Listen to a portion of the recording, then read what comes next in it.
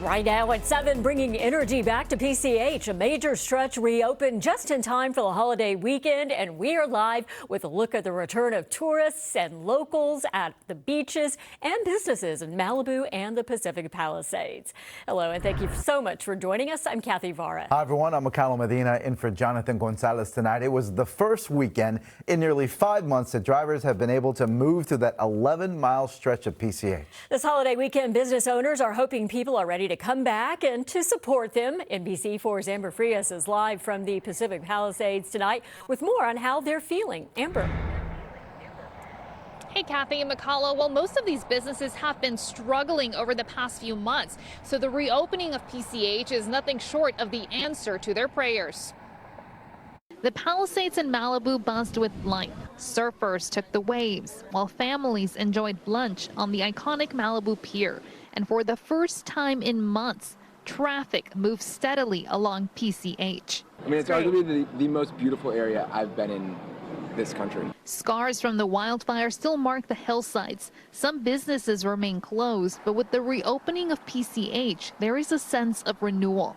Inside Suma J Surfboards, owner Jefferson Wagner remembers how empty it once looked. The highway was so quiet at times, I could walk across it at an angle.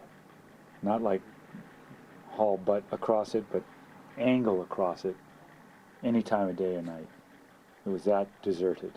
Wagner kept his doors open through it all, even as sales dipped. You had to want to come to Malibu to get here. And he says for a while, most didn't.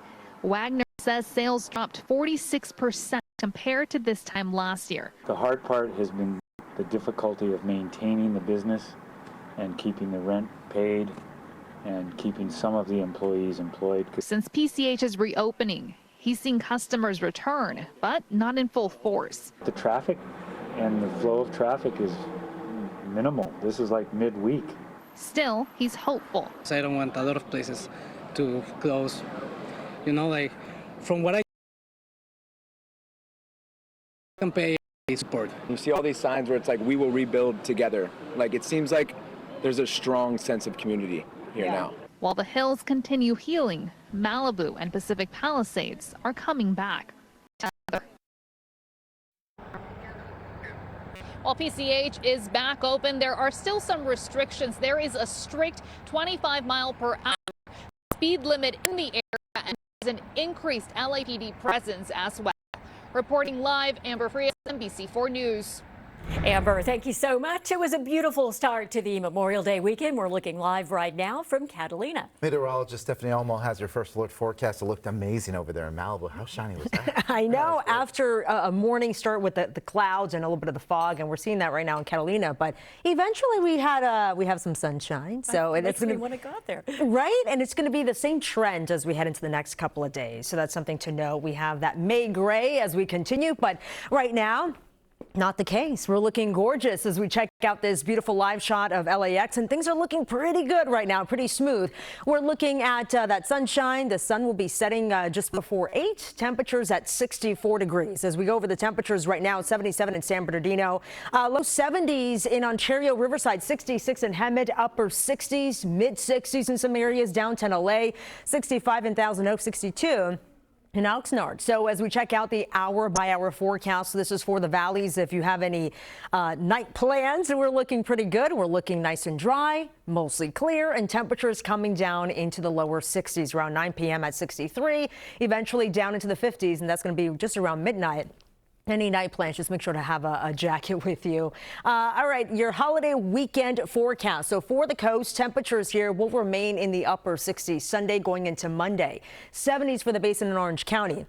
Valleys, i.e. temperatures in the upper 70s to low 80s, especially as we head into Monday. And lastly, for the mountains, temperatures looking nice and comfy in the 60s. We'll go over the extended forecast coming up here in just a bit. For now, back to you guys. Okay, Stephanie, thank you. We want to turn now to some developing news in Long Beach. One woman is dead after crashing into a metro train and a fence last night near the downtown area. Investigators are still working to figure out what happened here. NBC4's Tracy Leong is live now with the latest. Tracy?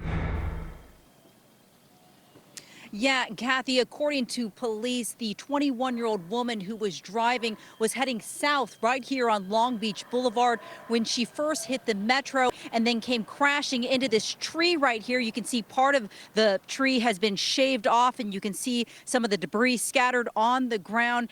And then afterwards, that car came crashing right into this fence where you see it went into this empty field. We do have video of the aftermath. Police said the woman was driving a 2014 Infiniti at a high rate of speed with no headlights on around 11:50 last night. That's when a 29-year-old driver of a 2019 Honda Civic swerved out of the way on Long Beach Boulevard to avoid being rear-ended by the Infiniti. He ended up hitting a guardrail and stayed at the scene to talk with police. A preliminary investigation shows that the driver of the Infiniti somehow lost control and slammed into the metro train and then ended up hitting the fence in this empty field. Long Beach Fire Department personnel took the driver and passengers of the Infiniti to a local hospital where the woman later died. The conditions of those passengers right now is unknown.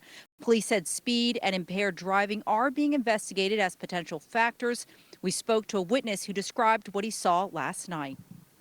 I seen the metro hit one car and it went flying and I flipped it about 4 times.